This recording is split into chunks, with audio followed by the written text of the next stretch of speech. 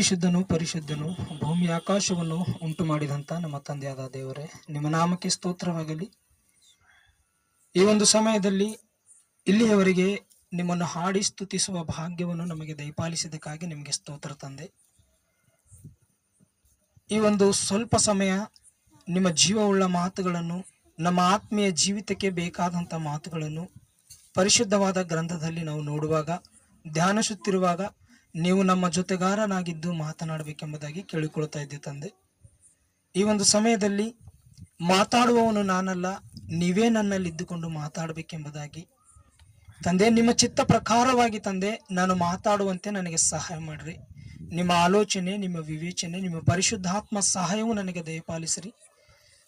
ಸರಿಯಾದ ರೀತಿಯಲ್ಲಿ ವಿವರಿಸಿ ಹೇಳುವಂತ ಜ್ಞಾನವು ನನಗೆ ದಯಪಾಲಿಸಬೇಕೆಂಬುದಾಗಿ ನನ್ನನ್ನು ನಾನು ತಗ್ಗಿಸಿಕೊಳ್ಳುತ್ತಾ ನಿಮ್ಮ ನಾಮವನ್ನು ಹೆಚ್ಚಿಸುತ್ತಾ ನಮ್ಮ ಒಡೆಯನೂ ರಕ್ಷಕನಾದ ಯೇಸು ಕ್ರಿಸ್ತನ ಹೆಸರಿನಲ್ಲಿ ಈ ಚಿಕ್ಕ ಪ್ರಾರ್ಥನೆ ನಿಮ್ಮಲ್ಲಿ ಬೇಡಿ ಹೊಂದಿದ್ದೇನೆ ನಮ್ಮ ತಂದೆಯೇ, ಆಮೆನ್. ದೇವರ ನಾಮಕ್ಕೆ ಸ್ತೋತ್ರವಾಗಲಿ.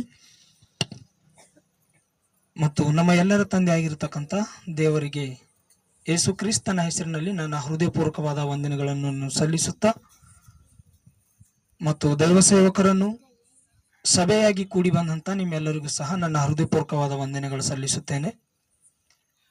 ಈ ಸಮಯದಲ್ಲಿ ನಾವು ನೋಡಬೇಕಾದ್ರೆ ಈ 3 ದಿವಸದ ಕೂಟದಲ್ಲಿ ನಿನ್ನಿನ ದಿವಸ ಮೊದಲನೇ ದಿವಸ, ಇವತ್ತು 2ನೇ ದಿವಸ. ನಿನ್ನಿನ ದಿವಸ ನಾವು ದೀಕ್ಷೆ ಸ್ನಾನ ತೆಗೆದುಕೊಳ್ಳುವುದಕ್ಕಿಂತ ಮೊದಲು ನಮ್ಮ ಜೀವಿತ ಹೇಗಿತ್ತು, ದೀಕ್ಷೆ ಸ್ನಾನ ತೆಗೆದುಕೊಂಡ ಮೇಲೆ ನಮ್ಮ ಜೀವಿತ ಹೇಗಿದೆ ಎಂಬ ಒಂದು ವಿಷಯದ ಬಗ್ಗೆ ನಾವು ಮಾತಾಡಿಕೊಂಡಿದ್ದೇವೆ. ಅದೇ ರೀತಿ ಇವತ್ತು ಸಹ ನಮ್ಮ ಆತ್ಮೀಯ ಜೀವಿತಕ್ಕೆ ಬೇಕಾದಂತ ಜೀವವುಳ್ಳ ಮಾತುಗಳನ್ನು ಪರಿಶುದ್ಧವಾದ ಗ್ರಂಥದಿಂದ ನಾವು ಆಲೋಚನೆ ಮಾಡೋಣ. ಪ್ರಿಯ ದೇವರ ಮಕ್ಕಳೇ, ಪರಿಶುದ್ಧವಾದ ಗ್ರಂಥದಿಂದ ನಾವು ಕೆಲವು ಮಾತುಗಳನ್ನು ಆಲೋಚನೆ ಮಾಡೋದಕ್ಕಿಂತ ಮೊದಲು ನಿಮಗೆ ನಾನು ಒಂದು ಪ್ರಶ್ನೆ ಕೇಳ್ತೀನಿ. ಅದಕ್ಕೆ ನೀವು ಸರಿಯಾದ ಉತ್ತರ ಕೊಟ್ಟು, ಯಾವಾಗಾದ್ರೂ ನಾನು ಪ್ರಶ್ನೆ ನಿಮಗೆ ಕೇಳ್ತೀನೋ ಆ ಪ್ರಶ್ನೆಗೆ ಸರಿಯಾದ ಉತ್ತರ ನೀವು ಕೊಡುತ್ತೀರೋ, ನನ್ನ ಪ್ರಶ್ನೆ ಮತ್ತು ನಿಮ್ಮ ಉತ್ತರ ನಿಮ್ಮ ಮನಸ್ಸಲ್ಲಿ ಇಟ್ಟುಕೊಂಡು ಅದನ್ನು ಆ ಕಡೆ ಈ ಕಡೆ ನೋಡದೆ ಅದನ್ನು ನಿಮ್ಮ ಮನಸ್ಸಿನಲ್ಲಿ ಇಟ್ಟುಕೊಂಡು ಕೊನೆಯವರೆಗೆ ನೀವು ವಾಕ್ಯವನ್ನು ಜಾಗೃತವಾಗಿ ಕೇಳಬೇಕು. ಪರಲೋಕಕ್ಕೆ ಹೋಗಬೇಕೆನ್ನುವ ಆಸೆ ಎಷ್ಟು ಜನರಿಗಿದೆ? ಕೈ ಮೇಲೆ ನೋಡ್ರಿ. ಪರಲೋಕಕ್ಕೆ ಹೋಗಬೇಕು ಎನ್ನುವ ಆಸೆ ಎಷ್ಟು ಜನರಿಗಿದೆ? ಎಲ್ಲರಿಗಿದೆ ಅಲ್ಲ? ಓಕೆ, ಯಾರೂ ಕೈ ಕೆಳಗಿಟ್ಟಿಲ್ಲ, ಎಲ್ಲರೂ ಕೈ ಮೇಲೆ ಮಾಡಿದ್ದಾರೆ, ಚಿಕ್ಕವ್ರನಿಂದ ದೊಡ್ಡವರವರೆಗೆ. ನರಕಕ್ಕೆ ಹೋಗಬೇಕೆಂಬ ಆಸೆ ಎಷ್ಟು ಜನರಿಗಿದೆ? ನರಕಕ್ಕೆ ಹೋಗಬೇಕು ಎನ್ನುವ ಆಸೆ ಎಷ್ಟು ಜನರಿಗಿದೆ? ಯಾರಿಗೂ ಇಲ್ಲ. ಯಾಕೆ ಯಾರಿಗೂ ಇಲ್ಲ? ಅಲ್ಲಿ ಏನಿರುತ್ತೆ? ನೀವು ಯಾರಾದ್ರೂ ನೋಡ್ ಬಂದಿರಾ ಅಲ್ಲ ಬೆಂಕಿ ಇರುತ್ತೆ ಅಂತ? ನೋಡ್ ಬಂದಿರಾ? ಪ್ರಿಯರಾದ ದೇವರ ಮಕ್ಕಳೇ, ನರಕ ಅಂದ ತಕ್ಷಣ ಅಲ್ಲಿಗೆ ನಾವು ಹೋಗೇ ಇಲ್ಲ ಇನ್ನು, ಅದು ನಮಗ ಬೇಡ ಅನಿಸ್ತಾ ಇದೆಯಲ್ಲ. ಪರಲೋಕ ಅಂದ ತಕ್ಷಣ ನಮಗ್ ಬೇಕು ಅಂತ ಇದ್ದೀವಿ, ಆದ್ರೂ ಅಲ್ಲಿಗೂ ಕೂಡ ನಾವು ಹೋಗಿ ಬಂದವರಲ್ಲ. ಆದ್ರೆ ಪರಲೋಕ ನಮಗೆ ಬೇಕು ಅಂತ ಇದ್ದೀವಲ್ಲ. ಯಾಕೆ ಗೊತ್ತಾ? ಪರಲೋಕದಲ್ಲಿ ನಮ್ಮನ್ನು ಹಡೆದಂತ ಅಥವಾ ನಮ್ಮನ್ನು ಸೃಷ್ಟಿ ಮಾಡಿರುವಂತ ತಂದೆಯಾದ ದೇವರು ಪರಲೋಕದಲ್ಲಿದ್ದಾನೆ ಎಂಬುವ ವಿಷಯ ನಮ್ಗೆ ಗೊತ್ತು. ತಂದೆಯ ಬಳಿಗೆ ಹೋಗಬೇಕು ಎನ್ನುವಂತ ಆಶೆಯಿಂದ ಎಲ್ಲರೂ ನಮಗೆ ಪರಲೋಕ ಬೇಕು ಎಂಬುದಾಗಿ ಕೈ ಮೇಲೆ ಮಾಡಿದ್ದೇವೆ ಹೊರತು ನರಕ ಯಾರಿಗಾದ್ರೂ ಇಷ್ಟ ಆಗಿದೆಯಾ? ಇಲ್ಲ. ಯಾಕೆ? ಅಲ್ಲಿ ಯಾತನೆ ಪಡುತ್ತೇವೆ, ಅಲ್ಲಿ ದುಃಖ ಇರುತ್ತೆ, ಗೋಳಾಟ ಇರುತ್ತೆ. ಅದಕ್ಕೋಸ್ಕರ ನರಕ ಯಾರಿಗೂ ಇಷ್ಟ ಇಲ್ಲ. ಅದಕ್ಕೋಸ್ಕರ ನರಕ ನಿಮಗೆ ಹೇಗೋ ಇಷ್ಟ ಇಲ್ಲ, ಆದ್ರೆ ಪರಲೋಕ ಅಂತೂ ನಿಮಗೆ ಇಷ್ಟ ಇದೆಯಲ್ಲ. ಪರಲೋಕ ಪಡೆದುಕೊಳ್ಳಬೇಕಾದ್ರೆ ಭೂಮಿಯ ಮೇಲೆ ನಾವು ಯಾವ ರೀತಿ ಜೀವಿಸಿದ್ದರೆ ಆ ಪರಲೋಕ ಎಂಬುದು ನಮಗೆ ಸಿಗುತ್ತೋ, ಜಾಗೃತವಾಗಿ ಚೆನ್ನಾಗಿ ಈ ವಾಕ್ಯ ಸಂದೇಶವನ್ನು ನೀವು ಕೇಳಬೇಕು. ವಾಕ್ಯ ಹೇಳುವಾಗ ವಿದ್ಯಾಭ್ಯಾಸ ಮಾಡೋ ಮಕ್ಕಳು ರೆಫರೆನ್ಸ್ ಸರಿಯಾಗಿ ಬರೆದುಕೊಳ್ಳಿರಿ. ಬರಿಲಾರದವರು ಸ್ವಲ್ಪ ಜಾಗ್ರತೆಯಿಂದ ವಾಕ್ಯವನ್ನು ಓದುವಾಗ ಗಮನವಿಟ್ಟು ಕೇಳ್ರಿ. ನಿಮಗೊಂದು ವೇಳೆ ಏನಾದರೂ ಡೌಟ್ ಇದ್ರೆ ಮತ್ತೆ ತಿರುಗಿ ನಾನು ಎಕ್ಸ್ಪ್ಲೇನ್ ಮಾಡ್ತೀನಿ. ಆದ್ರೆ ನಿಮ್ಮ ಮನಸ್ಸು ಆ ಕಡೆ ಈ ಕಡೆ ಇಡದೆ ನೀವು ನಿಜವಾಗಿ ನಿಮ್ಮ ಮನಸ್ಸು ವಾಕ್ಯದ ಮೇಲೆ ಇಟ್ಟು ನೀವು ವಾಕ್ಯವನ್ನು ಕೇಳಿದರೆ ನಿಮ್ಮ ಮನಸ್ಸು ಬಹಳ ಸಂತೋಷಗೊಳ್ಳುತ್ತೆ. ಪ್ರಿಯ ದೇವರ ಮಕ್ಕಳೇ, ಇವತ್ತಿನ ವಾಕ್ಯ ಭಾಗದಲ್ಲಿ ದೇವರು ನಮ್ಮ ಜೊತೆ ಏನು ಮಾತಾಡಬೇಕು ಎಂಬುದಾಗಿ ಆಶೆ ಪಡಿತಾ ಇದ್ದಾರೋ, ನಮಗೆ ಏನು ಕಲಿಸಬೇಕು ಎಂಬುದಾಗಿ ದೇವರು ಆಶೆ ಪಡಿತಾ ಇದ್ದಾರೋ, ನಾವೆಲ್ಲರೂ ಸ್ವಲ್ಪ ಜಾಗೃತವಾಗಿ ನೋಡೋಣ. ಮತ್ತಾಯನು ಬರೆದ ಸುವಾರ್ತೆ, ಎಲ್ಲರೂ ಬೈಬಲ್ ಇದ್ದವರು ಎಲ್ಲರೂ ತೆಗೆದು ನೋಡಬೇಕು. ಮತ್ತಾಯನು ಬರೆದ ಸುವಾರ್ತೆ 7ನೇ ಅಧ್ಯಾಯ. ಮತ್ತಾಯನು ಬರೆದ ಸುವಾರ್ತೆ 7ನೇ ಅಧ್ಯಾಯ 6ನೇ ವಚನ ಜಾಗೃತವಾಗಿ ನೋಡೋಣ. ಇಲ್ಲಿ ಚೆನ್ನಾಗಿ ನೋಡ್ರಿ. ಮತ್ತಾಯನು ಬರೆದ ಸುವಾರ್ತೆ 7ನೇ ಅಧ್ಯಾಯ 6ನೇ ವಚನ ನಾವು ಓದ್ತಾ ಇದ್ದೀವಿ. ದೇವರ ವಸ್ತುವನ್ನು ನಾಯಿಗಳಿಗೆ ಹಾಕಬೇಡಿರಿ. ಇಲ್ಲಿ ನಿಮಗೊಂದು ಡೌಟ್ ಬರಬೇಕು. ದೇವರ ವಸ್ತುಗಳನ್ನು ನಾಯಿಗೆ ಹಾಕಬೇಡಿರಿ. ದೇವರ ವಸ್ತು ಅಂದ್ರೆ ಏನು? ದೇವರ ವಸ್ತು ಅಂದ್ರೆ ಏನು? ವಾಕ್ಯ ವಸ್ತು ಆಗುತ್ತಾ? ವಾಕ್ಯ ವಸ್ತು ಆಗುತ್ತಾ? ಒಂದು ಸಾರಿ ತೆಲುಗು ಬೈಬಲ್ ಅಲ್ಲಿ ಏನಿದೆ ನೋಡೋಣ. ಮತ್ತಾಯನು ಬರೆದ ಸುವಾರ್ತೆಯಲ್ಲಿ ಅದೇ 7ನೇ ಅಧ್ಯಾಯದಲ್ಲಿ 7ನೇ ವಚನ 7ನೇ ಅಧ್ಯಾಯ 6ನೇ ವಚನದಲ್ಲಿ ತೆಲುಗು ಬೈಬಲ್ ಏನು ಹೇಳುತ್ತೋ ಒಂದು ಸಾರಿ ನಾವು ನೋಡೋಣ. ಯಾರಾದ್ರೂ ಓದ್ತಾ ಇದ್ದೀರಾ? అలా కాదమ్మా, పరిశుద్ధమైనది కుక్కలకు అలా ఉంది. అక్కడ ಪರಿಶುದ್ಧమైనది ಕುಕ್ಕలకు పెట్టకుడి. ವಸ್ತು ಪರಿಶುದ್ಧತೆಗೆ ಎಷ್ಟು ತೇಡ ಇದೆ ನೋಡ್ರಿ. ಕನ್ನಡ ಬೈಬಲ್ ಅಲ್ಲಿ ದೇವರ ವಸ್ತುಗಳು ಎಂಬುದಾಗಿದೆ. ಅದೇ ತೆಲುಗು ಬೈಬಲ್ ಅಲ್ಲಿ ಪರಿಶುದ್ಧವಾದದ್ದು ನಾಯಿಗಳಿಗೆ ಹಾಕಬೇಡಿರಿ ಎಂಬುದಾಗಿ ತೆಲುಗು ಬೈಬಲ್ ಅಲ್ಲಿ ಇದೆ. ಕನ್ನಡ ಬೈಬಲ್ ತಪ್ಪ, ತೆಲುಗು ಬೈಬಲ್ ತಪ್ಪ? ಬೈಬಲ್ ಅಲ್ಲಿ ಯಾವ ಬೈಬಲ್ನು ತಪ್ಪಿಲ್ಲ. ಯಾಕೆ ಗೊತ್ತಾ?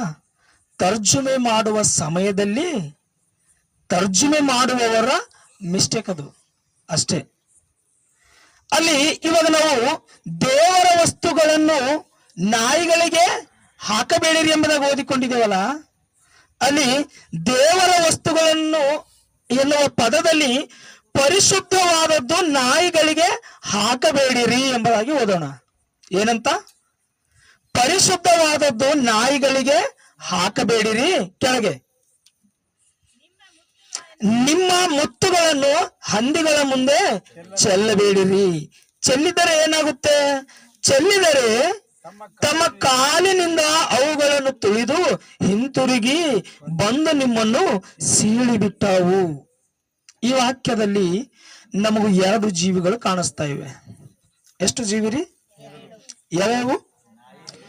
ಒಂದು ಹಂದಿ, ಒಂದು ನಾಯಿ. ಹಂದಿ ನಿಮಗೆ ಯಾರಿಗಾದ್ರೂ ಗೊತ್ತಾ? ನಾಯಿ ಗೊತ್ತಾ? ಎಲ್ಲರಿಗೂ ಹಂದಿ ನಾಯಿ ಗೊತ್ತು. ಆದ್ರೆ ಪರಿಶುದ್ಧವಾದ ಗ್ರಂಥದಲ್ಲಿ ಮತ್ತೆ ಬರಿಸಿ ನಮಗೆ ಆ ಹಂದಿ ನಾಯಿಗಳ ಬಗ್ಗೆ ಯಾಕೆ ದೇವರು ಮಾತಾಡ್ತಾ ಇದ್ದಾರೆ?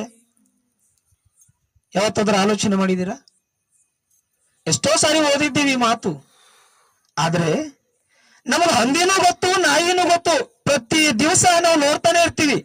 ಆದ್ರೆ ಅದರ ಬಗ್ಗೆ ದೇವರು ಪರಿಶುದ್ಧವಾದ ಗ್ರಂಥದಲ್ಲಿ ಬರೆಸಲ್ಪಟ್ಟು ನಮಗೆ ಅದರಿಂದ ಏನು ಪಾಠ ಕಲಿಸಬೇಕಂತ ಇದ್ದಾರೆ? ಆಲೋಚನೆ ಮಾಡ್ರಿ ಪ್ರಿಯದವ್ರ ಮಕ್ಕಳೇ. ಸುಮ್ಮನೆ ಏನೋ ಬರೆಸಿಲ್ಲ ಅದರಲ್ಲಿ. ಅದರಲ್ಲಿ ಬರೆಸಿದ್ದಾರೆ ಅಂದ್ರೆ ಬಹಳ ಇಂಪಾರ್ಟೆಂಟ್ ಇದ್ದಾಗ ಮಾತ್ರ ಈ ಪರಿಶುದ್ಧವಾದ ಗ್ರಂಥದಲ್ಲಿ ಬರೆಸುತ್ತಾರೆ. ಪರಿಶುದ್ಧವಾದದ್ದು ಹಂದಿಗಳಿಗೆ ಹಾಕಬೇಡಿರಿ ಎಂಬುದಾಗಿ ನಾವು ಓದಿಕೊಂಡಿದ್ದೇವೆ. ಒಂದು ವೇಳೆ ನಿಮ್ಮ ಮನೆಯಲ್ಲಿ ನೀವು ರೈಸ್ ಮಾಡಿದ ತಕ್ಷಣ ಪ್ಲೇಟ್ ಅಲ್ಲಿ ಬಿಸಿ ಬಿಸಿ ಊಟ ಹಾಕಿ ಹಂದಿಗೆ ನೀವು ಕರೆದು ಊಟ ಕೊಡ್ತೀರಾ?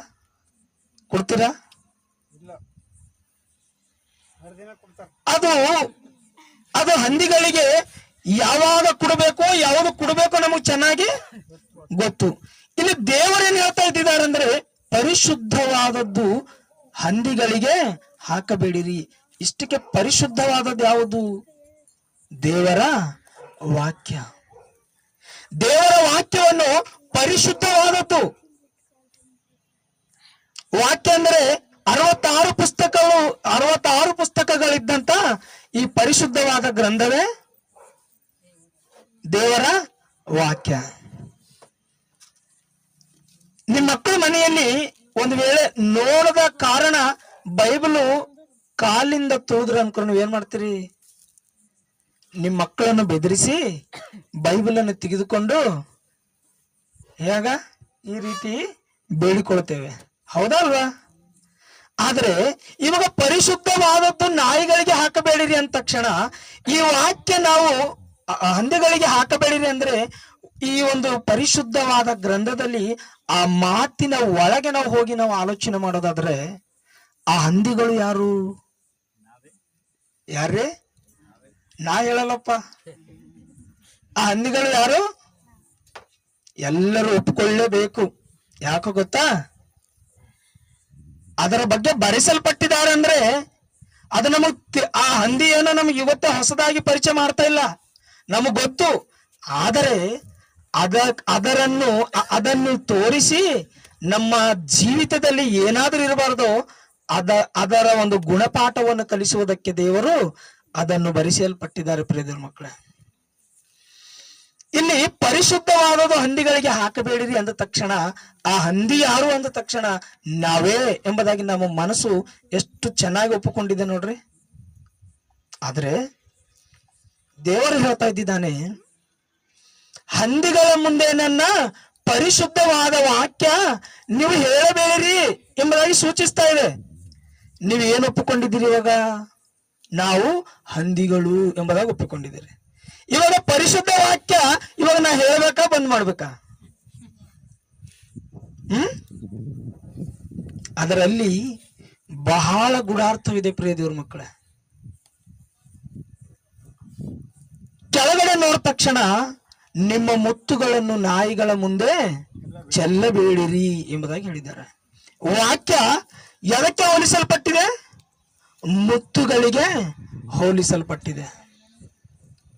ಮುತ್ತು ಅಂದ್ರೆ ಗೊತ್ತಾ ನಿಮ್ಗೆ? ಮುತ್ತು ಅಂದ್ರೆ ಗೊತ್ತಾ? ಮುತ್ತುಗಳು ತೆಗೆದುಕೊಂಡು ದಾರ ತೆಗೆದುಕೊಂಡು ಪೇಣಿಸಿ ನಿಮ್ಮ ಕೊರಳಲ್ಲಿ ನೀವು ಹಾಕಿಕೊಳ್ತೀರಿ. ಯಾಕೆ? ನೀವು ಅಂದ ಚಂದವಾಗಿ ಕಾಣಿಸಬೇಕು ಎಂಬುದಾಗಿ, ಹೌದಾ ಅಲ್ವಾ? ಇಷ್ಟಕ್ಕೆ ಮುತ್ತು ಎಲ್ಲಿ ಸಿಗುತ್ತೆ? ಮಾರ್ಕೋತ್ ಬರೋಬಲ್ ಸಿಗುತ್ತೀರಿ, ಹೌದಾ? ಸಮುದ್ರ ಗರ್ಭದಲ್ಲಿ ಸಿಗುತ್ತೆ ಪ್ರಿಯದೇವ್ರ ಮಕ್ಕಳ. ಸಿಂಪಿ ನೋಡಿದಿರಲ್ಲ, ಸಿಂಪಿ ಎರಡು ಈ ರೀತಿ ಮುಚ್ಚಲ್ಪಟ್ಟು ಆ ಸಿಂಪಿಯಲ್ಲಿ ಒಂದು ಹುಳ ಇರುತ್ತೆ, ಆಲ್ಚಿಪ್ ಎಂಬ ಜೀವಿ ಇರುತ್ತೆ ಅದರಲ್ಲಿ. ಆ ಜೀವಿ ಎಷ್ಟು ಯಾತನೆ ಪಟ್ಟು ಅದರಲ್ಲಿ ಉಸುಬಿರುತ್ತೆ ನೋಡಿದ್ರೆ ನೀವು ಯಾವಾಗಾರ? ಆ ಉಸುಬಿನಿಂದ ನಮ್ಮ ಕಣ್ಣಲ್ಲಿ ಉಸುಬು ಬಿದ್ದಾಗ ನಮ್ಮ ಕಣ್ಣಿಗೆ ಎಷ್ಟು ನೋವಾಗುತ್ತೋ ಆ ಆಲ್ಚಿಪ್ಪಿ ಎಂಬುವ ಜೀವಿಗೆ ಅಷ್ಟು ಭಯಂಕರವಾದ ಕಷ್ಟ ಆಗುತ್ತೆ. ಆ ಜೀವಿ ಕಷ್ಟವನ್ನು ಹೊಂದಿ ನೋವನ್ನು ಹೊಂದಿ ಅದು ಮುತ್ತಾಗಿ ತಯಾರಾಗಿ ನಿಮಗೆ ಅಂದವನ್ನು ಕೊಡುವುದಕ್ಕೆ ಆ ಜೀವಿ ಬಲಿಯಾಗಿದೆ ಪ್ರಿಯರ ಮಕ್ಕಳೇ. ಗೊತ್ತ್ರಿ? ಆಲೋಚನೆ ಮಾಡ್ರಿ. ಇವಾಗ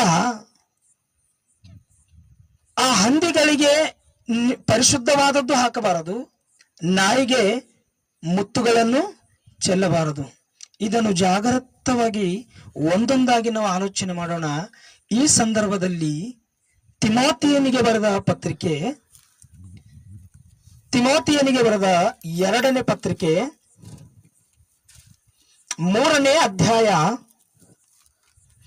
ತಿಮೋತಿಯನಿಗೆ ಬರೆದ ಪತ್ರಿಕೆ 2ನೇ ಪತ್ರಿಕೆ 3ನೇ ಅಧ್ಯಾಯ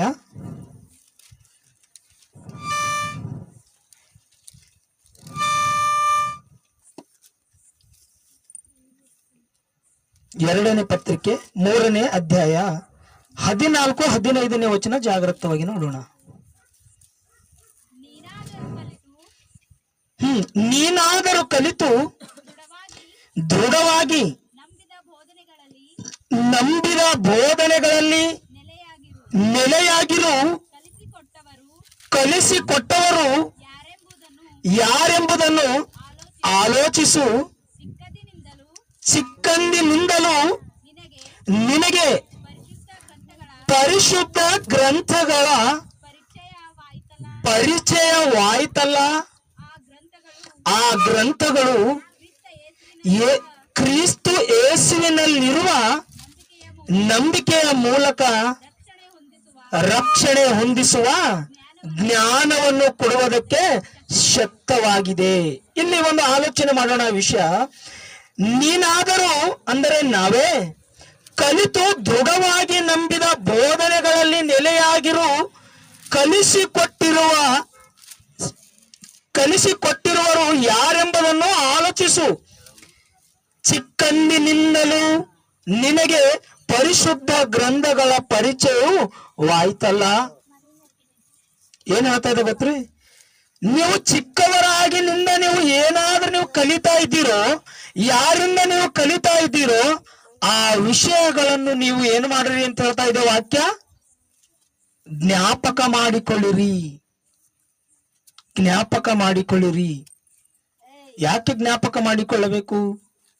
ಅಲ್ಲಿ ಪರಿಶುದ್ಧವಾದ ಗ್ರಂಥ ಎಂಬುದಾಗಿ ನಾವು ಓದಿಕೊಂಡಿದ್ದೇವೆ. ಅದಕ್ಕೆ ನಿಮಗೆ ಹೇಳಿದ್ದೇನೆ, ವಾಕ್ಯ ಪರಿಶುದ್ಧವಾದದ್ದು ಎಂಬುದಾಗಿ ನಿಮಗೆ ಹೇಳಿದ್ದೇನೆ.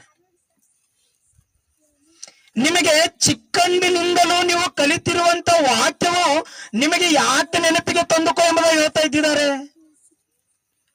ಚಿಕ್ಕವರಾಗಿನಿಂದಲೇ ಅಂದ ತಕ್ಷಣ ಇಲ್ಲಿ ನಿಮಗೆ ಇನ್ನೊಂದು ಡೌಟ್ ಬರಬೇಕು. ಚಿಕ್ಕವರಿದ್ದಾರೆ ಇಲ್ವಾ? ಇವರು ಇವಾಗ ಕಲ್ತಿದ್ದು 30 ವರ್ಷದ ಬಾದ ಇವರು ನೆನಪಿಗೆ ಇರ್ತದ್ರಿ ಅವರಿಗೆ. ಮತ್ತೆ ಯಾವ ಚಿಕ್ಕತನದ ಬಗ್ಗೆ ಮಾತಾಡ್ತಾ ಇದ್ದಾರೆ ದೇವರು?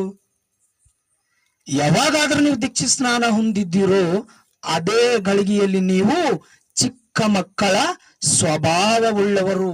ಅಲ್ಲಿನಿಂದ ನೀವು ದಿನದಿನಕ್ಕೂ ವಾಕ್ಯವೆಂಬ ಹಾಲಿನಿಂದ ನೀವು ಬೆಳಿಬೇಕು. ಅದರ ಅರ್ಥ ಅದು, ಪ್ರಿಯ ದೇವರ ಮಕ್ಕಳೇ. ಆದರೆ ಚಿಕ್ಕವರಾಗಿದ್ದಿನಿಂದಲೇ ನಾವು ವಾಕ್ಯವನ್ನು ತಿಳಿದುಕೊಂಡದ್ದು ನೀವು ಒಂದು ಸಾರಿ ನೆನಪಿಗೆ ತಂದುಕೊಳ್ಳಿರಿ ಎಂಬುದಾಗಿ ಹೇಳ್ತಾ ಇದೆ. ನಾವು ನೆನಪಿಗೆ ತಂದುಕೊಳ್ತಾ ಇದ್ದಿದ್ದೇವಾ? ಯಾಕೆ ನೆನಪಿಗೆ ತಂದುಕೊಳ್ಬೇಕಂದ್ರೆ ವಾಕ್ಯಾನುಸಾರವಾದಂತ ಗುಣಲಕ್ಷಣಗಳು ನಮ್ಮಲ್ಲಿ ಇದೆಯೋ ಇಲ್ವೋ ಎಂಬುದಾಗಿ ನೀವು ಏನು ಮಾಡಬೇಕು? ಪರೀಕ್ಷೆ ಮಾಡಿಕೊಳ್ಳಬೇಕು ಪ್ರಿಯ ದೇವರ ಮಕ್ಕಳೇ. ಇಲ್ಲದೆ ಹೋದರೆ ನೀವು ನಷ್ಟ ಹೋಗುತ್ತೀರಿ, ಮೋಸ ಹೋಗುತ್ತೀರಿ. ಈ ಸಂದರ್ಭದಲ್ಲಿ ಮತ್ತೊಂದು ಮಾತು ನಿಮಗೆ ತೋರಿಸಲಿಕ್ಕೆ ಇಷ್ಟಪಡ್ತೇನೆ. ಕೀರ್ತನೆಯ ಗ್ರಂಥ 12ನೇ ಅಧ್ಯಾಯ. ಕೀರ್ತನೆ ಗ್ರಂಥ 12ನೇ ಅಧ್ಯಾಯ.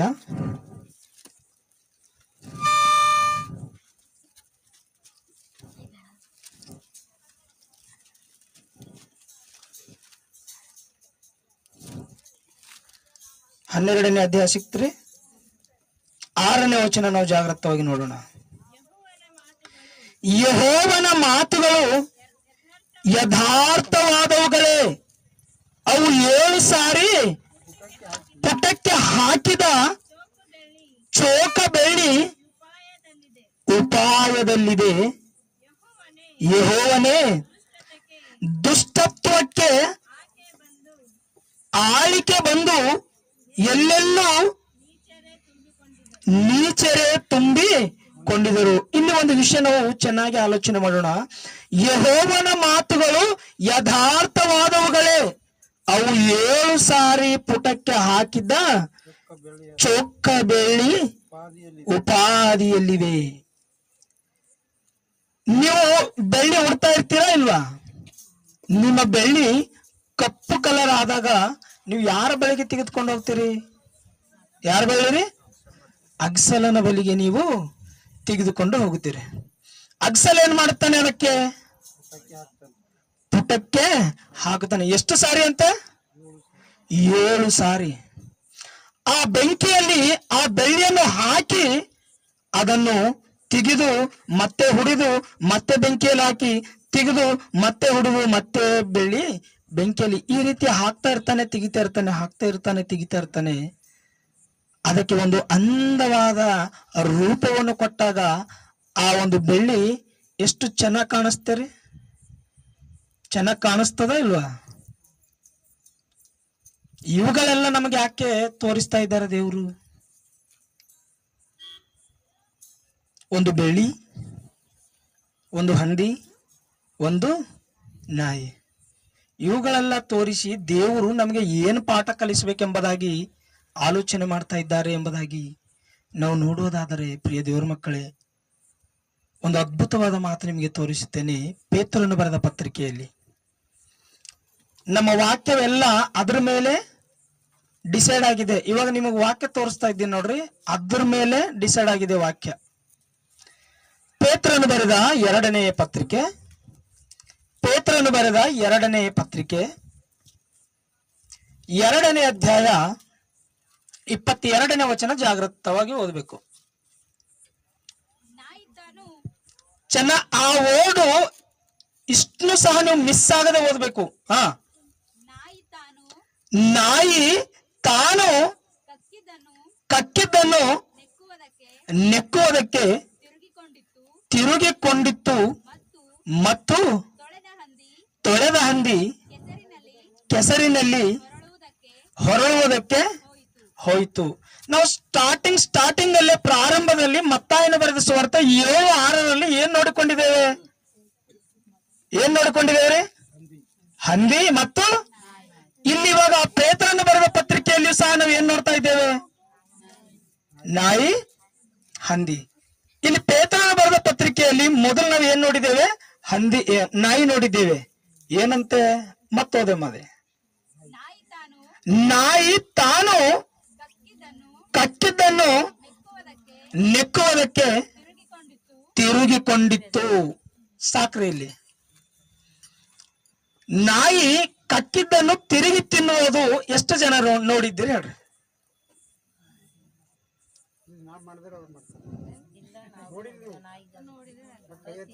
ಇನ್ನೊಂದ್ಸರ ಮುಖ್ಯಾಂಶ ನಿಮಗೆ ಮತ್ತೊಂದ್ಸಾರಿ ಹೇಳ್ತೀನಿ.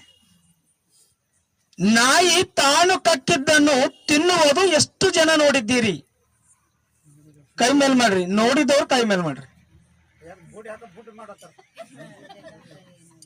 ಆ ಮಾತು ಕೇಳೋದಕ್ಕೆ ಅಸಹ್ಯವಾಗಿದೆ ಅಲ್ಲ? ಹೌದಲ್ಲ? ಇವತ್ತು ಅದರಿಂದ ದೇವರು ಒಂದು ಅದ್ಭುತವಾದ ಪಾಠ ಕಲಿಸಲಿಕ್ಕೆ ಸಿದ್ಧವಾಗಿದ್ದರು ಪ್ರಿಯರ ಮಕ್ಕಳ.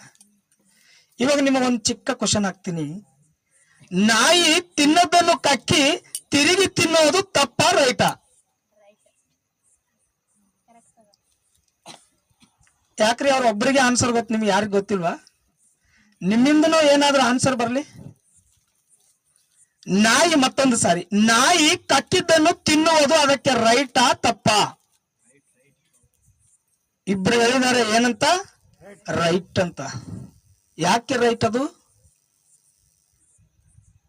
ನಿಜನೇ ರೈಟೇ. ನಾನು ನಿಮಗೆ ಹೇಳ್ತಾ ಇದ್ದೀನಿ ರೈಟೇ. ಯಾಕೆ ರೈಟ್ ಆಯ್ತು?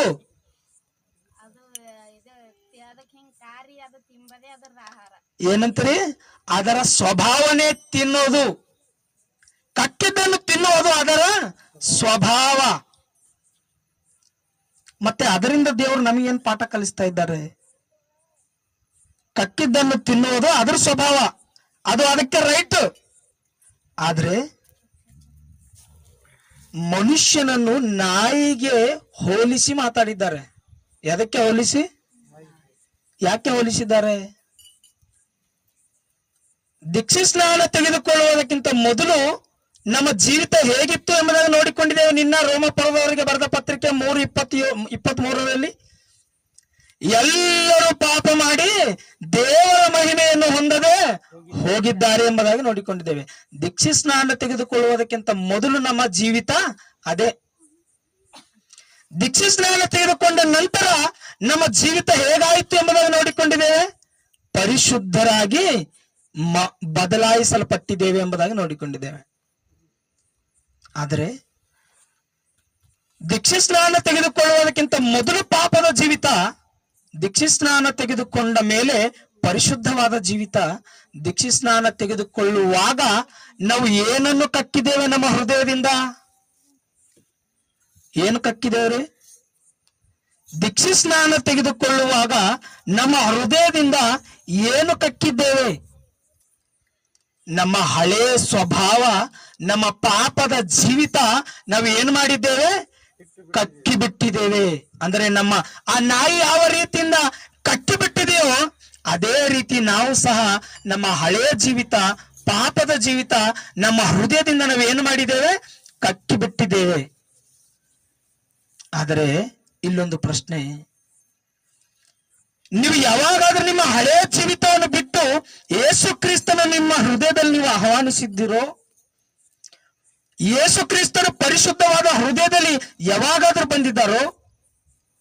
ಆ ಯೇಸು ಕ್ರಿಸ್ತನು ಅದೇ ಹೃದಯದಲ್ಲಿ ಇದಾನ ಎಂಬುದಾಗಿ ನಾವು ರಾತ್ರಿ ನೋಡಿದಾಗ ಆತನು ನಮ್ಮ ಹೃದಯದಲ್ಲಿ ಇಲ್ಲ ಎಂಬುದಾಗಿ ನೋಡಿಕೊಂಡಿದ್ದೇವೆ. ಯಾಕೆ? ನಾವು ದೀಕ್ಷೆ ಸ್ನಾನ ತೆಗೆದುಕೊಳ್ಳುವಾಗ ಬಿಟ್ಟಿದ್ದಂತ ಆ ಪಾಪಗಳು, ನಮ್ಮ ಹಳೆಯ ಜೀವಿತ ತಿರುಗಿ ಮತ್ತೆ ನಾವು ಏನು ಮಾಡಿದ್ದೇವೆ? ತಿರುಗಿ ನಮ್ಮ ಹೃದಯದಲ್ಲಿ ನಾವು ಆಹ್ವಾನಿಸಿದ್ದೇವೆ. ಅಂದ್ರೆ ನಾಯಿ ಯಾವ ರೀತಿಯಲ್ಲಿ ಕಕ್ಕಿದ್ದನ್ನು ತಿರುಗಿ ತಿನ್ನುತ್ತೋ ಮನುಷ್ಯನು ಸಹ ಇವತ್ತು ಏನ್ ಮಾಡ್ತಾ ಇದ್ದಾನೆ? ಕಕ್ಕಿ ಬಿಟ್ಟಂತ ಪಾಪವನ್ನು ಅಥವಾ ಬಿಟ್ಟು ಬಿಟ್ಟಂತ ಪಾಪವನ್ನೇ ತಿರುಗಿ ತನ್ನ ಹೃದಯದಲ್ಲಿ ಅವನು ಆಹ್ವಾನಿಸ್ತಾ ಇದ್ದಾನೆ.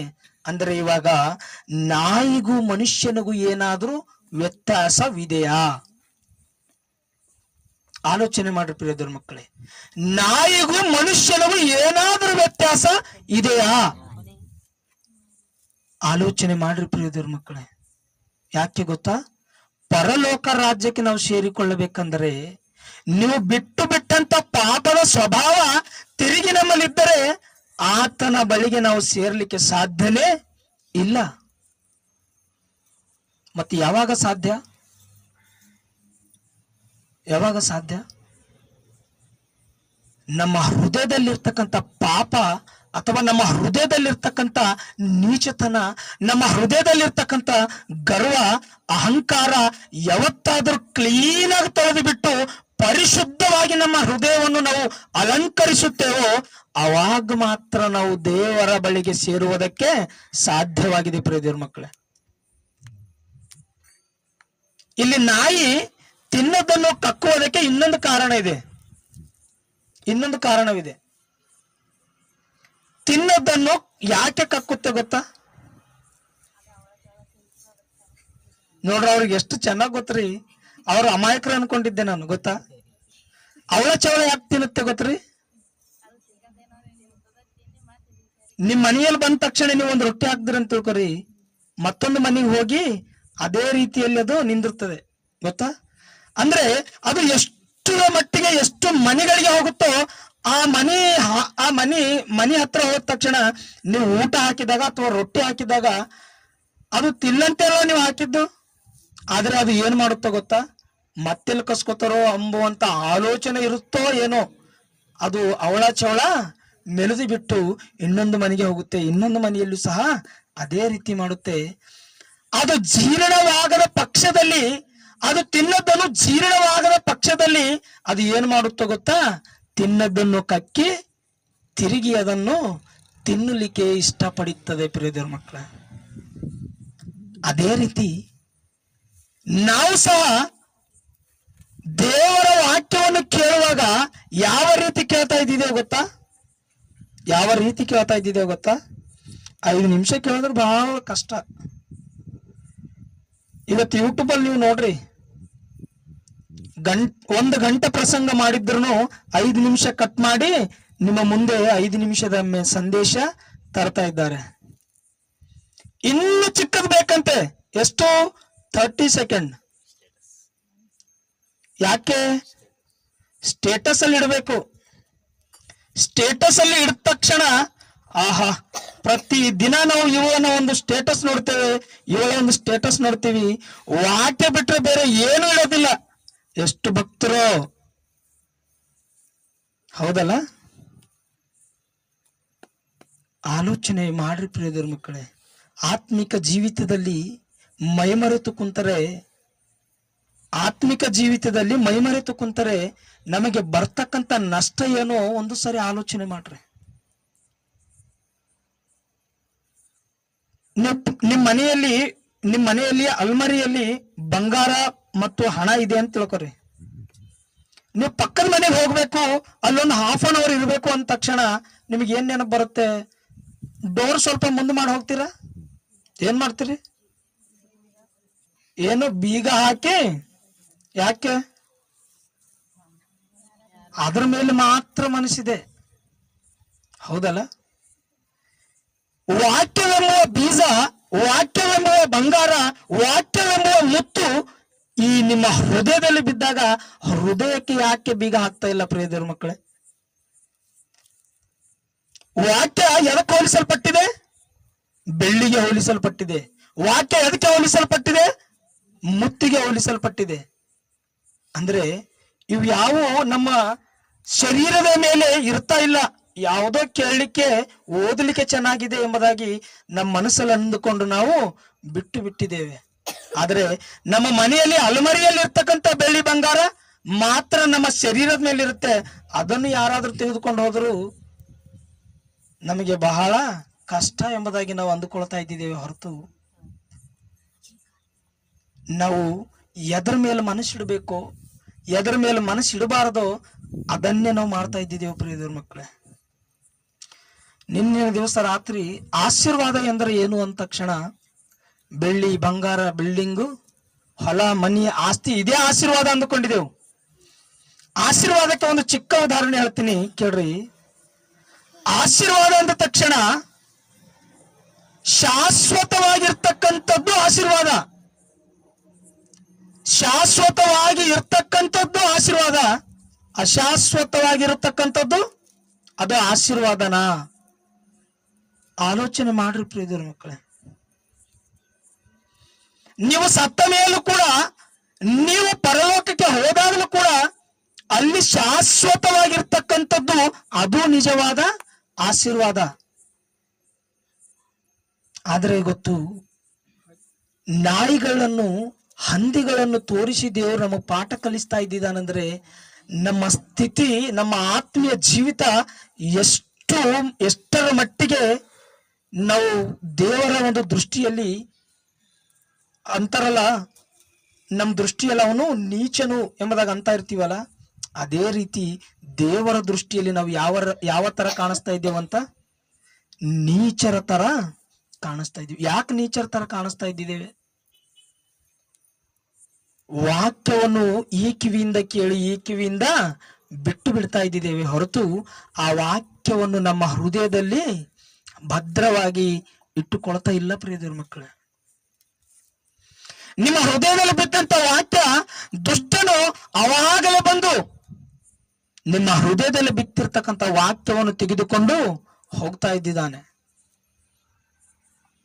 ಗರ್ಜಿಸುವ ಸಿಂಹದಂತೆ ಅವನು ಯಾರನ್ನು ನುಂಗಲಿ ಎಂಬುದಾಗಿ ತಿರುಗ್ತಾ ಇದ್ದಿದ್ದಾನೆ.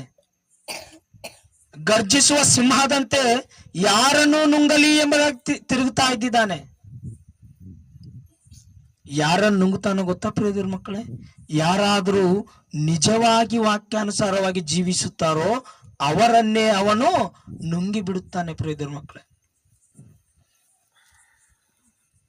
ನಿಮ್ಮ ಮನೆಯಲ್ಲಿರ್ತಕ್ಕಂಥ ಬೆಳ್ಳಿ ಬಂಗಾರ ಒಂದು ವೇಳೆ ನೀವು ಬೀಗ ಹಾಕದೆ ಹೋದ್ರೆ ಯಾರ್ದು ತಪ್ಪು? ಕಳ್ಳ ಬಂದು ತೆಗೆದುಕೊಂಡು ಹೋದನ ಅಂತ ತಿಳ್ಕೊರಿ. ಹಂಗಂತೇಳಿ ಬೀಗ ಒಡೆದು ಒಯ್ಯೋರು ಇದ್ದಾರೆ. ಉದಾಹರಣೆಗೆ ಆಲೋಚನೆ ಮಾಡೋಣ. ನೀವು ಡೋರ್ ಸ್ವಲ್ಪ ಮುಂದೆ ಹಾಕಿ ನೀವು ಹೋಗಿ 1 ಗಂಟೆ ಯಾರ್ದೋ ಜೊತೆ ಮಾತಾಡಿ ನೀವು ಅಲ್ಲೇ ಟೈಮ್ ಪಾಸ್ ಮಾಡಿದ್ದೀರಿ. ಈ ಈ ಈ ಸಮಯದಲ್ಲಿ ಕಳ್ಳನ ಬಂದು ಎಲ್ಲ ತೆಗೆದುಕೊಂಡು ಹೋಗಿದ್ದಾನೆ. ಅವಕಾಶ ಯಾರು ಕೊಟ್ಟಿದ್ದಾರೆ? ಯಾರು ಕೊಟ್ಟಿದ್ದಾರೆ? ನೀವೇ. ಯಾಕೆ? ಅಜಾಗ್ರತೆ. ನಿಮ್ಮ ಹೃದಯದಲ್ಲಿ ಬಿತ್ತಿದಂತ ವಾಕ್ಯವು ತಿರುಗಿ ನಿಮ್ಮ ಹೃದಯದಲ್ಲಿ ಇಲ್ಲ ಅಂದ್ರೆ ಆ ಹೃದಯದಲ್ಲಿ ಬಿತ್ತಿದಂತ ವಾಕ್ಯ ತೆಗೆದುಕೊಂಡು ಹೋಗ್ಲಿಕ್ಕೆ ಅವಕಾಶ ಕೊಟ್ಟಿದ್ಯಾರು? ನಾವೇ ಅಲ್ಲ? ಆಲೋಚನೆ ಮಾಡ್ರಿ ಪ್ರಿಯ ಮಕ್ಕಳೇ. ಕೇಳಿದ್ದನ್ನು, ಓದಿದ್ದನ್ನು ನಮ್ಮ ಹೃದಯದಲ್ಲಿ ಯಾವಾಗಾದ್ರೂ ಇರುತ್ತೋ ನಾವು ವಾಕ್ಯಾನುಸಾರವಾಗಿ ಜೀವಿಸಲಿಕ್ಕೆ ಸಾಧ್ಯವಿದೆ. ಇಲ್ಲದೆ ಹೋದರೆ, ನಾವು ಅಜಾಗ್ರತೆಗೆ ಗುರಿಯಾದರೆ ನಾವು ಬಹಳ ಮೋಸ ಹೋಗ್ತೀವಿ ಪ್ರಿಯ ಮಕ್ಕಳೇ. ಆಲೋಚನೆ ಮಾಡ್ರಿ. ಮತ್ತೊಂದು, ಹಂದಿ ಏನ್ ಮಾಡುತ್ತೆ ಅಂತ? ಓದ್ರಮ್ಮ. ಮತ್ತು ಮತ್ತು ತೊಳೆದ ಹಂದಿ, ಮತ್ತು ತೊಳೆದ ಹಂದಿ, ಜಾಗೃತವಾಗಿ ಪದಗಳನ್ನು ಮಿಸ್ ಆಗಬಾರ್ದ. ಮತ್ತು ತೊಳೆದ ಹಂದಿ ಕೆಸರಿನಲ್ಲಿ ಹೊರಳುವುದಕ್ಕೆ ಹೋಯಿತು. ಆಲೋಚನೆ ಮಾಡ್ರಿ ಪ್ರಿಯರ ಮಕ್ಕಳೇ. ಮತ್ತು ತೊಳೆದ ಹಂದಿ, ಮತ್ತು ತೊಳೆದ ಹಂದಿ. ನಿಮ್ಗೆ ಏನ್ ಡೌಟ್ ಬರ್ತಾ ಇದೆ, ಏನ್ ಆಲೋಚನೆ ಬರ್ತಾ ಇದೆ ಒಂದ್ಸರಿ ಹೇಳ್ರಿ. ಮತ್ತೆ ತೊಳೆದ ಹಂದಿ ಏನಂತ? ಮತ್ತು ತೊಳೆದ ಹಂದಿ. ಅದು ಹೋದ ತಕ್ಷಣ ನಿಮಗೆ ಏನ್ ಅರ್ಥ ಆಗ್ತಾ ಇದೆ? ಅರ್ಥ ಆದವರು ನಗ್ತಾ ಇದ್ದಾರೆ ಬಿಡ್ರಿ, ಅರ್ಥ ಆದವರು ನಗ್ತಾ ಇದ್ದಾರೆ. ದೀಕ್ಷೆ ಸ್ನಾನ ತೆಗೆದುಕೊಂಡಾಗ ನೀವು ಏನು ಮಾಡಿದ್ದೀರಿ? ತೊಳೆಯಲ್ಪಟ್ಟಿರಿ. ತೊಳೆಯಲ್ಪಟ್ಟಿದ್ದೀರಾ ಇಲ್ವಾ? ತೊಳೆಯಲ್ಪಟ್ಟಂತ ಈ ಮನುಷ್ಯ ಹಂದಿ ಯಾವ ರೀತಿಯಾಗಿ ತೊಳೆಯಲ್ಪಟ್ಟ ತಕ್ಷಣ ಅದು ತಿರುಗಿ ಆ ಕೆಸರಲ್ಲಿ ಹೋಗಿ ಅದು ಹೊಳಾಡ್ಲಿಕ್ಕೆ ಇಷ್ಟಪಡುತ್ತೋ, ಅದೇ ರೀತಿ ಈ ತೊಳೆಯಲ್ಪಟ್ಟಂತ ಮನುಷ್ಯನೆಂಬ ಈ ಹಂದಿ ತಿರುಗಿ ಬಿಟ್ಟಂತ ಪಾಪದಲ್ಲಿ ಹೊಳಾಡುವುದಕ್ಕೆ ಹೋಗ್ತಾ ಇದೆ ಅಂತ ದೇವರ ವಾಕ್ಯ ನಮಗೆ ಸ್ಪಷ್ಟವಾಗಿ ಹೇಳ್ತಾ ಇದೆ ಪ್ರಿಯರ ಮಕ್ಕಳೇ. ಎಷ್ಟು ಸಾರಿ ಓದಿಲ್ರಿ ವಾಕ್ಯ? ಅನೇಕ ಸಾರಿ ಓದಿದ್ದೆವು.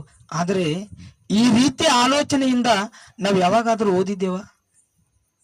ಒಂದು ವೇಳೆ ಈ ರೀತಿ ಆಲೋಚನೆಯಿಂದ ಓದುವುದಾದರೆ ವಾಕ್ಯದ ಬಗ್ಗೆ ನಾವು ಭಯಭಕ್ತಿ ಉಳ್ಳವರಾಗಿ ಜಾಗ್ರತೆಯಿಂದ ನಾವು ಜೀವನ ಜೀವಿಸ್ತೇವೆ ಪ್ರಿಯದೇವ್ರ ಮಕ್ಕಳೇ. ಆದ್ರೆ ಇವತ್ತು ದೇವರ ವಾಕ್ಯ ನಮಗೆ ಹೇಳ್ತಾ ಇದೆ, ಒಂದು ಹಂದಿ ಮತ್ತು ಒಂದು ನಾಯಿಯನ್ನು ನಿನ್ನ ಮುಂದೆ ಇಟ್ಟು ನಿನ್ನಲ್ಲಿರ್ತಕ್ಕಂಥ ಸ್ವಭಾವ ಅದರಲ್ಲಿ ಕಾಣಿಸ್ತಾ ಇದೆ, ಅದರಲ್ಲಿರ್ತಕ್ಕಂಥ ಸ್ವಭಾವ ನಿನ್ನಲ್ಲಿ ಕಾಣಿಸ್ತಾ ಇದೆ. ಅದು ನಾಯಿ, ಅದು ಹಂದಿ, ನೀನು ಮನುಷ್ಯನು. ಆದರೆ ಹಂದಿಯಲ್ಲಿರ್ತಕ್ಕಂಥ ಗುಣಲಕ್ಷಣಗಳು ಮನುಷ್ಯನಲ್ಲಿರುವುದಕ್ಕೆ ಸಾಧ್ಯವಿಲ್ಲ. ಇವತ್ತಾದರೂ ವಾಕ್ಯ ಕೇಳಿದ ಮೇಲೆ ನಿನ್ನ ಆಲೋಚನೆ, ನಿನ್ನ ಮನಸ್ಸು, ನಿನ್ನ ಹೃದಯ ಬದಲಾಯಿಸಿಕೊಂಡು ಇವತ್ತಾದರೂ ನನ್ನನ್ನು ನಿನ್ನ ಹೃದಯದಲ್ಲಿ ಸೇರಿಸಿಕೋ, ನನಗೆ ನಿನ್ನ ಹೃದಯದಲ್ಲಿ ಸ್ಥಳ ಕೊಡು ಎಂಬುದಾಗಿ ದೇವರ ವಾಕ್ಯ ನಮ್ಮ ಜೊತೆ ಸ್ಪಷ್ಟವಾಗಿ ಮಾತಾಡ್ತಾ ಇದೆ ಪ್ರಿಯರ ಮಕ್ಕಳೇ.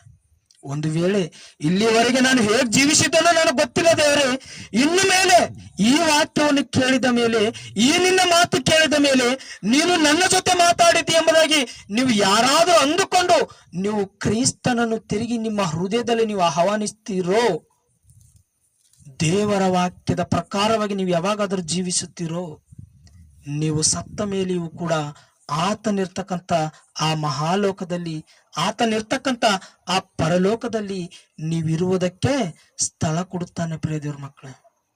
ಇಲ್ಲ, ನಾನು ಎಷ್ಟೇ ವಾಕ್ಯ ಕೇಳಿದ್ರು ನನ್ನ ನಿರ್ಣಯ ಅಂತೂ ನಾನು ಬದಲಾಯಿಸಿಕೊಳ್ಳುವುದೇ ಇಲ್ಲ ಎಂತೀರಾ? ಅವರಿಗೋಸ್ಕರ ಒಂದು ಮಾತನ್ನು ನಾವು ನೋಡೋಣ. ಜ್ಞಾನೋಕ್ತಿಗಳು 19ನೇ ಅಧ್ಯಾಯ. ನಾನು ಎಷ್ಟೇ ವಾಕ್ಯ ಕೇಳಿದ್ರು ನನ್ನ ನಿರ್ಣಯ ಅಂತೂ ನಾನು ಬದಲಾಯಿಸಿಕೊಳ್ಳುವುದಿಲ್ಲ, ನಾನು ಹೀಗೇ ಜೀವಿಸ್ತೀನಿ, ನಾನು ಹೀಗೇ ಬದುಕುತ್ತೇನೆ ಎಂಬುದಾಗಿ ಒಂದು ವೇಳೆ ಮೊಂಡುತನ ಒಂದು ವೇಳೆ ನಿಮ್ಮಲ್ಲಿದ್ರೆ, ಈ ವಾಕ್ಯ ಕೇಳದ ನಂತರ ಡಿಸಿಷನ್ ನೀವು ಏನ್ ತಗೋತಿರೋ ನೀವೇ ತಗೋಬಹುದು. ಜ್ಞಾನೋಕ್ತಿಗಳು 19ನೇ ಅಧ್ಯಾಯ 27ನೇ ವಚನ ನೋಡ್ರಿ. ಏನಂತ? ಮಗನೇ, ಯಾವ ವಾದಗಳನ್ನು?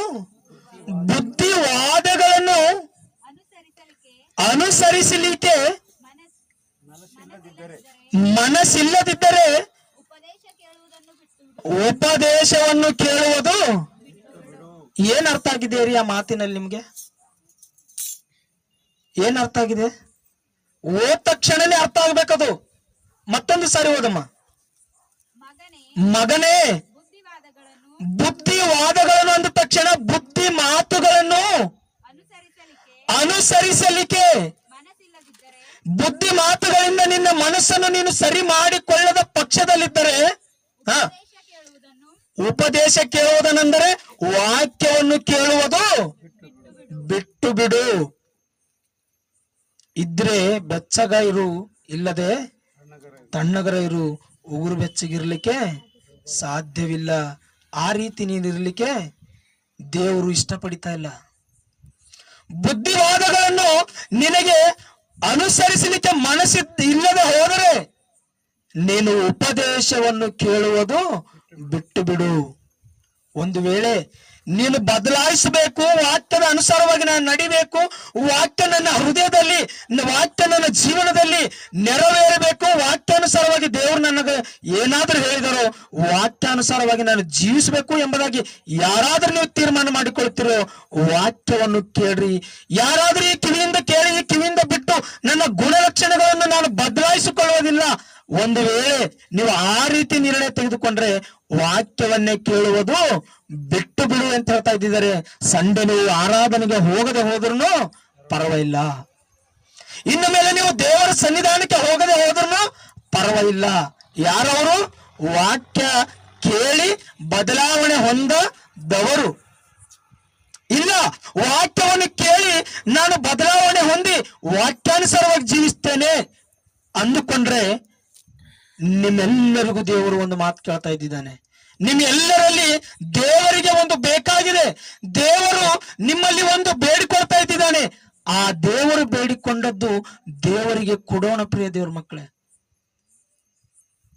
ನಿಮ್ಮ ಮಕ್ಕಳು ಹಠ ಮಾಡಿ ನಿಮ್ಮಲ್ಲಿ ಏನಾದ್ರೂ ಕೇಳ್ತಾರೋ ಅದು ನೀವು ಯಾವ ರೀತಿ ನಿಮ್ಮ ಮಕ್ಕಳಿಗೆ ಕೊಡುತ್ತೀರೋ, ಇವತ್ತು ನನ್ನನ್ನು ನಿಮ್ಮನ್ನು ಸೃಷ್ಟಿ ಮಾಡಿರ್ತಕ್ಕಂಥ ಆ ತಂದೆ ಆದ ದೇವರು ನಮ್ಮಲ್ಲಿ ಒಂದು ಕೇಳ್ತಾ ಇದ್ದಿದ್ದಾನೆ, ಒಂದು ಬೇಡಿಕೊಳ್ತಾ ಇದ್ದಿದ್ದಾನೆ.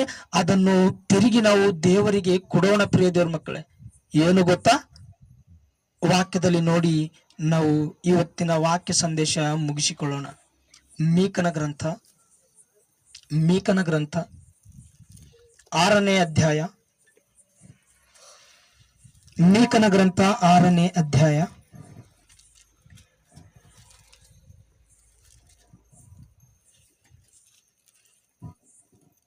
8ನೇ ವಚನ ಚೆನ್ನಾಗಿ ನಾವು ನೋಡಿಕೊಳ್ಳೋಣ. ಮನುಷ್ಯನೇ, ಒಳ್ಳೆಯದು ಇಂಥದ್ದೇ ಎಂದು ಯೆಹೋವನು ನಿನಗೆ ತೋರಿಸಿದ್ದಾನಷ್ಟೇ. ಅಂದ ತಕ್ಷಣ ನಮ್ಗೆ ಏನ್ ಅರ್ಥ ಆಗಿದೆ ಅಲ್ಲಿ? ಮನುಷ್ಯನೇ, ಒಳ್ಳೆಯದು ಇಂಥದ್ದೇ ಎಂದು ಯೆಹೋವನು ನಿನಗೆ ತೋರಿಸಿದ್ದಾನಷ್ಟೇ. ಒಳ್ಳೇದು ಯಾವುದೋ ಕೆಟ್ಟದ್ದು ಯಾವುದೋ ನಿಮಗ್ ಗೊತ್ತಾ ಇಲ್ವಾ? ಗೊತ್ತಾ ಇಲ್ರಿ? ಒಳ್ಳೇದು ಗೊತ್ತು ನಮ್ಗೆ, ಕೆಟ್ಟದ್ದು ಗೊತ್ತು ನಮಗೆ. ಆದ್ರೆ ಅಲ್ಲಿ ದೇವರ ವಾಕ್ಯ ಹೇಳ್ತಾ ಇದೆ, ಒಳ್ಳೇದು ಇಂಥದ್ದೇ ಇರುತ್ತೆ ಎಂಬುದಾಗಿ ನಿಮಗೆ ನಾನು ಹೇಳಿಕೊಟ್ಟಿದ್ದೇನೆ. ಆದ್ರೆ ನೀವು ಏನು ಮಾಡ್ತಾ ಇದ್ದೀರಿ? ನಿಮ್ಮಿಂದ ನಾನು ಒಂದು ಬೇಡಿಕೊಳ್ತಾ ಇದ್ದೆ, ಅದು ನಾನು ಕೊಡ್ರಿ ಎಂಬುದಾಗಿ ದೇವರು ಕೇಳ್ತಾ ಇದ್ದಿದ್ದಾನೆ. ಪ್ರಿಯ ಮಕ್ಕಳೇ, ಏನು ಕೇಳ್ತಾ ಇದ್ದಾರೋ, ನಾವು ಏನು ಕೊಡಬೇಕು, ಒಂದು ಸಾರಿ ಕೆಳಗಿನ ವಚನಗಳು ನೋಡ್ರಿ. ಇಲ್ಲಿ ನೋಡ್ರಿ, ದೇವರು ನಮ್ಮಿಂದ ಏನ್ ಬೇಡಿಕೊಳ್ತಾ ಇದ್ದಾನೋ ಜಾಗ್ರತವಾಗಿ ಕೇಳ್ರಿ. ನ್ಯಾಯವನ್ನು ಆಚರಿಸುವುದು, ಕರುಣೆಯಲ್ಲಿ ಆಸಕ್ತರಾಗಿರುವುದು, ನಿನ್ನ ದೇವರಿಗೆ ನಮ್ರವಾಗಿ ನಡೆದುಕೊಳ್ಳುವುದು ಇಷ್ಟನ್ನೇ ಹೊರತು ಯೆಹೋವನು ನಿನ್ನಿಂದ ಇನ್ನೇನು ಅಪೇಕ್ಷಿಸುವನು? ಕ್ವಶನ್ ಮಾರ್ಕ್ ಇದೆ ನೋಡ್ರಿ. ಏನ್ ಕೇಳ್ತಾ ಇದ್ದಾರಂತ ಗೊತ್ತಾ? ನ್ಯಾಯವನ್ನು ಕೇಳ್ತಾ ಇದ್ದಾನೆ ನಮ್ಮಲ್ಲಿ. ಏನ್ ಕೇಳ್ತಾ ಇದ್ದಾರೆ ದೇವರು ನಮ್ಮಲ್ಲಿ? ನ್ಯಾಯವನ್ನು ಕೇಳ್ತಾ ಇದ್ದಿದ್ದಾನೆ. ಆ ನ್ಯಾಯ ಎಷ್ಟು ಜನರಲ್ಲಿದೆ? ನಿಮ್ಮನ್ನು ನೀವು ಒಂದು ಸಾರಿ ಪರೀಕ್ಷೆ ಮಾಡಿಕೊಡ್ರಿ ಪ್ರಿಯ ದೇವ್ರ ಮಕ್ಕಳೇ. ದೇವರು ನಮ್ಮಲ್ಲಿ ಏನ್ ಬೇಡ್ತಾ ಇದ್ದಾನೆ? ನ್ಯಾಯ ಎಂಬುದಾಗಿ ಬೇಡ್ತಾ ಇದ್ದಿದ್ದಾನೆ. ಆ ನ್ಯಾಯ ಎಷ್ಟು ಜನರಲ್ಲಿದೆ? ಒಂದು ಸಾರಿ ನಿಮ್ಮ ಹೃದಯಗಳನ್ನು ನೀವು ಪರೀಕ್ಷೆ ಮಾಡಿಕೊಳ್ಳಿರಿ. ಮತ್ತೇನ್ ಬೇಕಂತೆ ದೇವರಿಗೆ? ನ್ಯಾಯವನ್ನು ಆಚರಿಸುವುದು, ಕರುಣೆಯಲ್ಲಿ ಆಸಕ್ತರಾಗಿರುವುದು. ಇತರರಿಗೆ ನೀವು ಏನು ಮಾಡ್ಬೇಕಂತೆ? ಕರುಣೆ ತೋರಿಸಬೇಕು. ಅದರಲ್ಲಿ ಕರುಣೆ ತೋರಿಸುವುದರಲ್ಲಿ ನೀವು ಆಸಕ್ತರಾಗಿರಬೇಕು ಎಂಬುದಾಗಿ ದೇವರ ವಾಕ್ಯ ನಮಗೆ ಸ್ಪಷ್ಟವಾಗಿ ಕೇಳ್ತಾ ಇದೆ. ಮೊದಲು ನ್ಯಾಯ, ಎರಡನೇದ್ರಿ ಕರುಣೆ. ನ್ಯಾಯ ಕರುಣೆ ನಮ್ಮ ಹೃದಯದಲ್ಲಿದೆಯಾ? ನಮ್ಮ ಜೀವಿತದಲ್ಲಿದೆಯಾ? ನಮ್ಮ ಕ್ರಿಯೆಗಳಲ್ಲಿದೆಯಾ? ನಮ್ಮಲ್ಲಿದೆಯಾ ನ್ಯಾಯ ಕರುಣೆ? ಒಂದು ಸರಿ ಆಲೋಚನೆ ಮಾಡ್ರಿ ಪ್ರಿಯ ದೇವ್ರ ಮಕ್ಕಳೇ. ದೇವರಿಗೆ ಏನ್ ಬೇಕಂತ ನಮ್ಮಲ್ಲಿ? ನ್ಯಾಯ ಕರುಣೆ. ಮತ್ತೆ ನಿನ್ನ ದೇವರಿಗೆ ನಮ್ರವಾಗಿ ನಡೆದುಕೊಳ್ಳುವುದು ಇಷ್ಟನ್ನೇ ಹೊರತು ಯೆಹೋವನು ನಿನ್ನಿಂದ ಇನ್ನೇನು ಅಪೇಕ್ಷಿಸುವನು. ಆಲೋಚನೆ ಮಾಡ್ರಿ. ನೀನು ನ್ಯಾಯವಾಗಿ ನಡೆದುಕೊಳ್ಳಬೇಕು, ಕರುಣೆಯಿಂದ ಇತರರ ಮೇಲೆ ನೀನು ಕರುಣೆ ತೋರಿಸ್ಬೇಕು. ನನಗೆ ಇಷ್ಟೇ ಬೇಕು ನಿನ್ನಲ್ಲಿ, ಮತ್ತೇನು ಬೇಡ. ಆಲೋಚನೆ ಮಾಡ್ರಿ ಪ್ರಿಯದರ ಮಕ್ಕಳೇ. ಇವತ್ತಿನಿಂದಾದರೂ ನಾವು ಕರುಣೆ ಉಳ್ಳವರಾಗಿ ಜೀವಿಸೋಣ. ಇವತ್ತಿನಿಂದಾದರೂ ನಾವು ನ್ಯಾಯವಾಗಿ ಜೀವಿಸೋಣ. ನ್ಯಾಯ ಎನ್ನುವುದು ನಮ್ಮ ಹೃದಯದಲ್ಲಿ ಕೇರ್ ಆಫ್ ಅಡ್ರೆಸ್ ಆಗಿಟ್ಟುಕೊಳ್ಳೋಣ. ಕ್ರೈಸ್ತರು ಈ ಸಮಾಜಕ್ಕೆ ನ್ಯಾಯವಂತರಾಗಿರ್ಬೇಕು ಪ್ರಿಯ ದೇವ್ರ ಮಕ್ಕಳೇ. ಕ್ರೈಸ್ತರು ಈ ಲೋಕಕ್ಕೆ ಬೆಳಕಾಗಿರ್ಬೇಕು ಪ್ರಿಯ ದೇವ್ರ ಮಕ್ಕಳೇ. ಯೇಸು ಕ್ರಿಸ್ತನು ಹೇಳಿದ್ದಾನೆ, ನೀವು ಲೋಕಕ್ಕೆ ಬೆಳಕಾಗಿದ್ದೀರಿ ಎಂಬುದಾಗಿ. ಆ ಬೆಳಕು ಎಷ್ಟು ಜನರಲ್ಲಿದೆ ಪ್ರಿಯ ದೇವ್ರ ಮಕ್ಕಳೇ? ಆಲೋಚನೆ ಮಾಡ್ರಿ. ವಾಕ್ಯ ಸ್ಪಷ್ಟವಾಗಿ ಓದ್ರಿ, ಸ್ಪಷ್ಟವಾಗಿ ಅರ್ಥ ಮಾಡಿಕೊಳ್ಳಿಕ್ಕೆ ನೀವು ಆಲೋಚನೆ ಮಾಡ್ರಿ. ವಾಕ್ಯದಂತೆ ಬದುಕಲಿಕ್ಕೆ ನೀವು ಪ್ರಯತ್ನ ಮಾಡ್ರಿ ಪ್ರಿಯ ದೇವ್ರ ಮಕ್ಕಳೇ. ವಾಕ್ಯ ವಿರುದ್ಧವಾಗಿ ಜೀವಿಸಿದರೆ ನಮಗೆ ಪರಲೋಕ ಸಿಗುವುದಿಲ್ಲ. ವಾಕ್ಯಕ್ಕೆ ವಿರುದ್ಧವಾಗಿ ನಾವು ಒಂದು ವೇಳೆ ಬದುಕಿದ್ದರೆ ನಾವು ನಿತ್ಯ ನರಕದಲ್ಲಿ ಹೋಗಬೇಕಾಗುತ್ತೆ. ನಾನು ವಾಕ್ಯ ಅಂತೂ ಮುಗಿಸಿದ್ದೇನೆ. ಅನೇಕರು ಪಾಪ ಅಂದ ತಕ್ಷಣ ಏನೇನು ಆಲೋಚನೆ ಮಾಡ್ತಾರ ಗೊತ್ತ್ರಿ? ಹೋಗ್ಲಿ, ನಾನು ನಿಮಗೆ ಕೇಳ್ತೀನಿ, ಪಾಪ ಅಂದ ತಕ್ಷಣ ಏನ್ರಿ? ಯಾರಾದರೂ ಸರಿ, ಪಾಪ ಅಂದ ತಕ್ಷಣ ಏನು?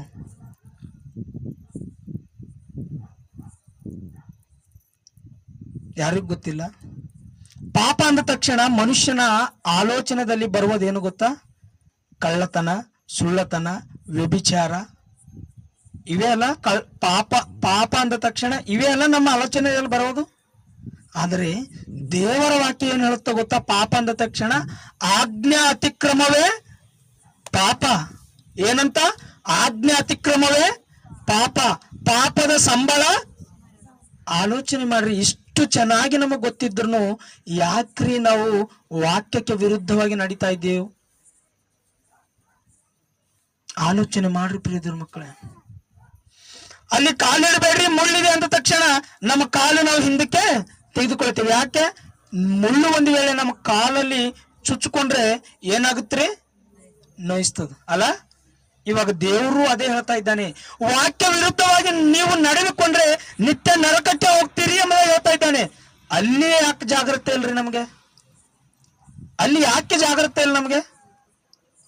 ಅಂದ್ರೆ ನಮಗೆ ಕಣ್ಣಿಗೆ ಕಾಣಿಸ್ತಾ ಇದೆ ಏನು? ಮುಳ್ಳು. ನರಕ ನಮ್ಮ ಕಣ್ಣಿಗೆ ಯಾರು ನೋಡಿದ್ದಾರಿ ನರಕ ಇದೆ ಪರಲೋಕ ಇದೆ ಅಂತ? ಸತ್ತ ಮೇಲೆ ಗಾಳಿದಾಗ ಕಲ್ತೋಗ್ತಾರ. ಗಾಳಿದಾಗ ಕಲ್ತೋಗಿ ನಿಮ್ ಯಾರಿಗಾದ್ರೂ ನೋಡ್ರಿ? ನಿಮ್ ಅಜ್ಜಿಗಿ ತಾತಾಗ ಯಾರಿಗಾರ ನೋಡ್ರಿ ಗಾಳಿದಾಗ ಕಲ್ತೋಗಿಂದು?